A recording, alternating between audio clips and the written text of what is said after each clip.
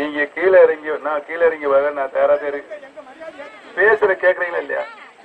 இல்ல உங்க முதல்ல உங்க பேச்சை நிப்பாட்டுங்க. உங்க பேச்சை முதல்ல நிப்பாட்டுங்க.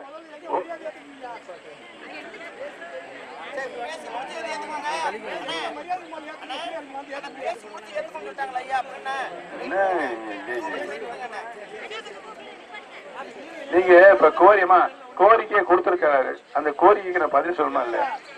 பதில் சொல்லும் போது ஏன் இப்படி வந்து இப்ப வந்தாரு? பதில் சொல்லணுமா? நீங்க கோரிக்கையை கொடுத்திருக்கீங்க, நான் உரிய பதில சொல்லணுமா வேண்டாமா?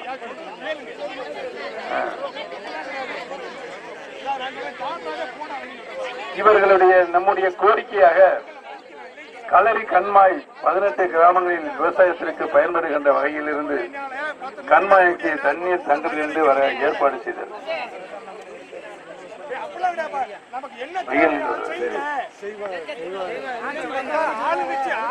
செய்ய முடியல. ஆளை ஓட்டு கேட்கணும், என்ன செய்ய போறீங்க? ஒண்ணு வேண்டாம், முதல்ல எங்க மரியாதை ஏத்துக்குங்க போதும். இல்லங்க, மரியாதை ஏத்துக்கு நீங்க கோரிக்கை கொடுத்திருக்கீங்கல்ல, இதுக்கு நான் பதில் சொல்லணும்ல.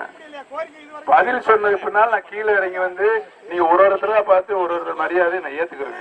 நீங்க வந்து பல தடவை நான் கோரிக்கை வச்சிருக்கோம் ஆளுங்கரசுக்கு, அது கண்டனம் தெரிவிங்க. பேசும்போது நான் கண்டனம் தெரிவிக்கிறேன்.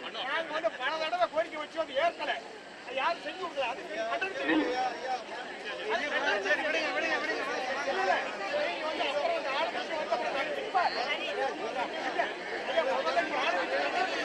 ஏங்க நீங்க இப்ப ஆளுங்கட்சி டிஎம்கே திராவிட முன்னேற்ற கழகம் அவங்ககிட்ட கேட்கற வேண்டிய கேள்விகளை எங்கிட்ட கேட்டுக்கிட்டு 3 வருஷம் ஆச்சு அவங்க ஆட்சிக்கு வந்து.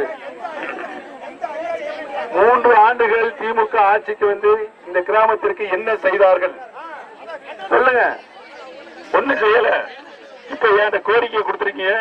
இந்த கோரிக்கைகள் முழுமையாக நிறைவேற்றி தருவதற்கு நான் நல்ல நாடாளுமன்ற உறுப்பினராக செயல்படுவேன் என்ற உறுதிமொழியை நான் தெரிவித்துக் கொள்கிறேன்.